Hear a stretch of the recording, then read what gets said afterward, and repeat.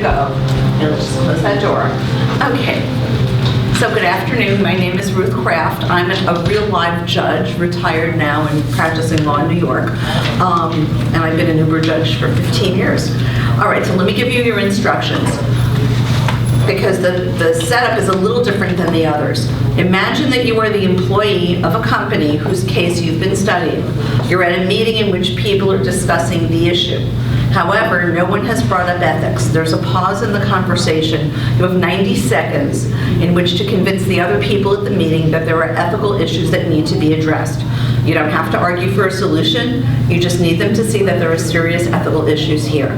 And this is going to be one person for each team. And the first team is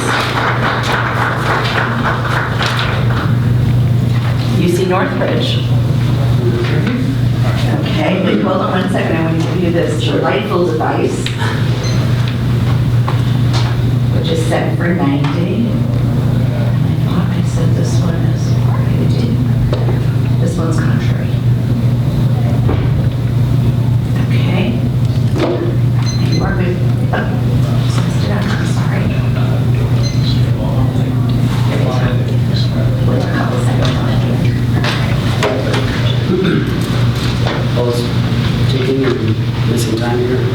It's okay, we'll make up for it. Okay. I can see how much extra you need. Great. Should we get started? Yep. All right. I assume by now that you've all heard the news about the company.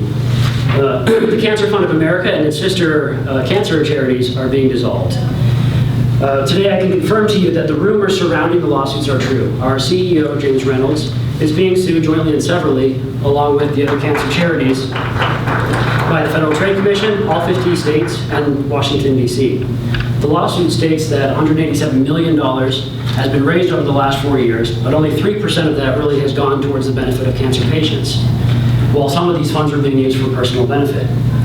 As we stand here embarrassed, exposed, and complicit, many questions may arise, but I want to talk to you today about the ethical issues.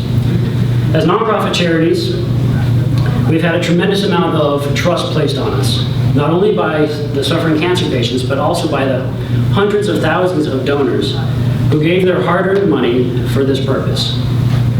Each of us personally knows somebody suffering from cancer, and we know that in their darkest and most distressful times, they need a trusted friend and an organization. Ladies and gentlemen, that was not us. The long-term fallout from this is that in the future, when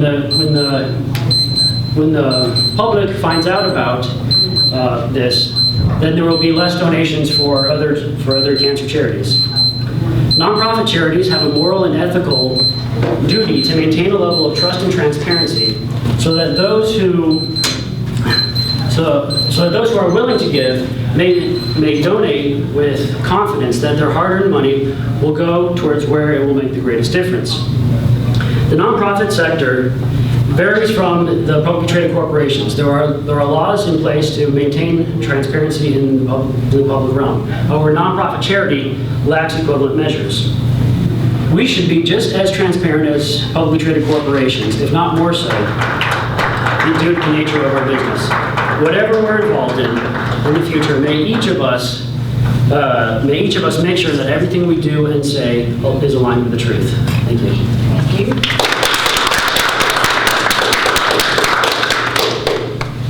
These things are awful. Use a phone? Well, sometimes they clear and sometimes they don't. This time, I haven't been in this room yet. This is problematic. Well, I can just use the one if that's okay. All right, and the next tool up is the University of Oxford.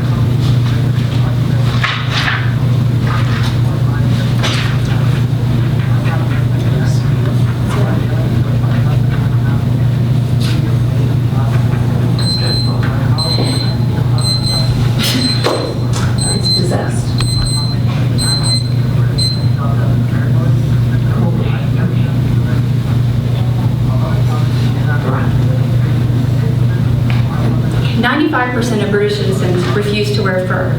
92% of Israelis believe that fur is morally wrong.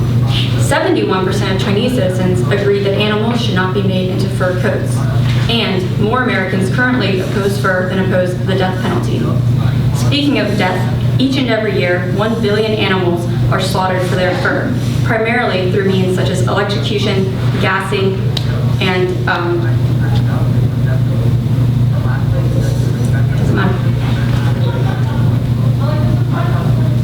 as a global corporation with access to multiple luxury brands, this places our company, Caring, at the forefront of one of the most controversial industries in the world today.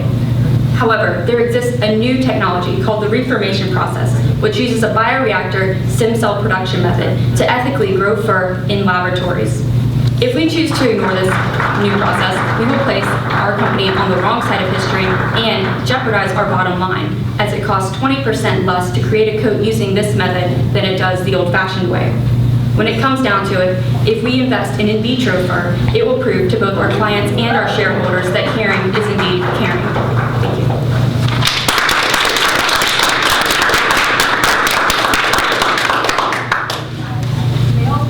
And next up is the University of Florida.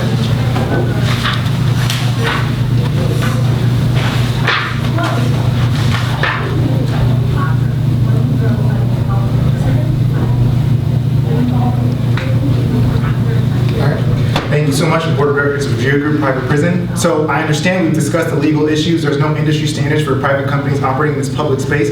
I understand we've talked about the financial implications of how this company is going to profit, but forget that we're talking about people here, actual human beings. And Geo Group as a private prison has the opportunity to make a generational impact.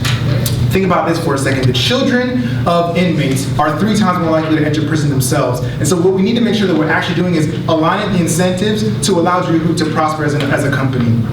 So think about this. There are sons, daughters, fathers, and mothers who are going to bed hungry, who are waiting 2 months for prescriptions for mental health and physical health issues, and who are being paid 40 to 80 cents an hour for menial tasks and not given the skills they need to succeed once they actually leave the prison system. So regardless of whether or not the names Trayvon Martin, Jordan Davis, or Alton Sterling mean anything to you, the interaction between law enforcement, the way private prisons are run, and the current social environment should tell you that there's an actual initiative that needs to be addressed. So with that said, what I'd like to say in closing is that the ethical issues of having the unilateral incentive to profit from having more heads in a prison facility and the financial incentive to profit don't need to be mutually exclusive, but are instead necessary complements. And if we align our incentives properly, we'll make sure that we're maximizing value for all stakeholders involved and lead to a better future for everyone involved. Thank you so much.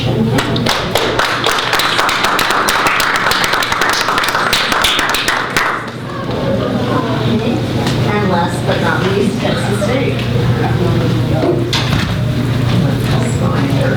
Let me know when. Not a problem. Not a problem.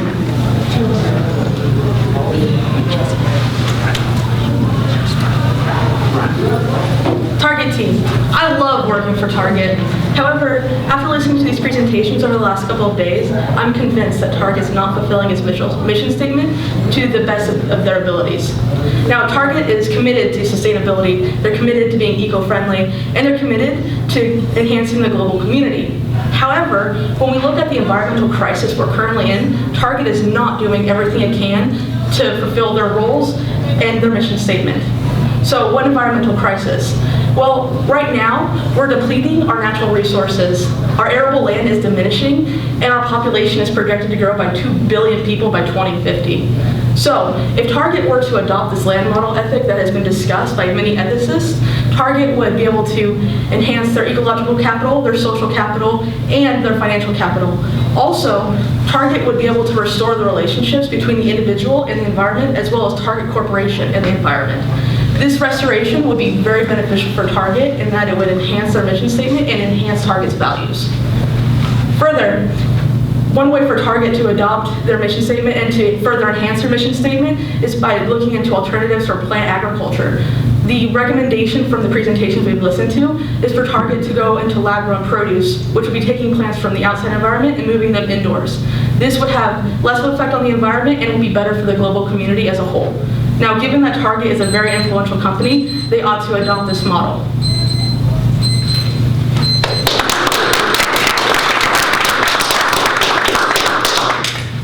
Thank you, everybody. you're all done. You get to party a little bit. You haven't been already. Okay, we're good.